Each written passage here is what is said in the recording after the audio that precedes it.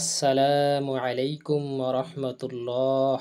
Islamic কিছু আমল YouTube চ্যানেলে দিনী ভাই ও বোনেরা, আল্লাহ তাআলার অশেষ রহমতে আপনারা ভালো আছেন, সুস্থ আছেন, আলহামদুলিল্লাহ। প্রিয় দর্শক, আজকে আমি আপনাদের সঙ্গে আলোচনা করব আল্লাহর অলি চিনার উপায় কি, অলি কিভাবে চিনব।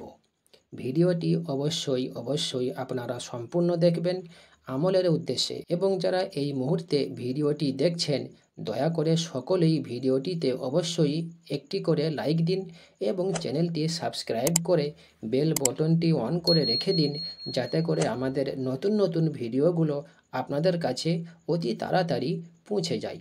তো চলুন আমরা সম্পূর্ণ ভিডিওটি আমলের উদ্দেশ্যে দেখি। প্রিয় দর্শক মণ্ডলী, অলি শব্দটি আরবি শব্দ। আউলিয়া শব্দটি অলির বহু বচন। পবিত্র কোরআনে বলা হয়েছে, আল্লাহর অলি তারাই যারা ঈমান আনে এবং তাকওয়া অর্থাৎ পরহেজগারি অবলম্বন করে। সূরা ইউনূস আয়াত 63। এই আয়াতে আল্লাহর অলির কথা বলা হয়েছে। এক হাদিসে অলির পরিচয় দেওয়া হয়েছে এইভাবে। হযরতে ইবনে জুবাইর রাদিয়াল্লাহু তাআলা আনহু থেকে বর্ণিত আছে, এক ব্যক্তি মহানবী সাল্লাল্লাহু আলাইহি ওয়াসাল্লামকে জিজ্ঞাসা করলেন, হে আল্লাহর রসুল, আল্লাহর অলি কারা?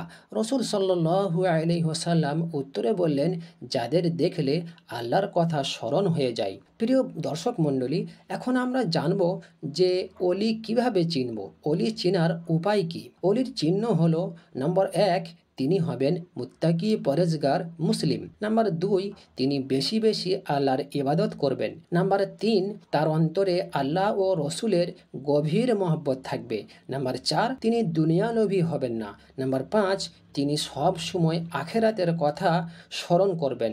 তিনি সব সময় আখেরাতকে সামনে রাখবেন। এই 5টি জিনিস হলো আল্লাহর অলির নিদর্শন। প্রিয় দর্শকবৃন্দ, এই সংক্ষিপ্ত আলোচনা দ্বারা আমরা বুঝতে পারলাম যে অলি কাকে বলে আর অলি চেনার উপায় কি। ভিডিওটি শেয়ার করে অন্যকে জানার সুযোগ করে দিন।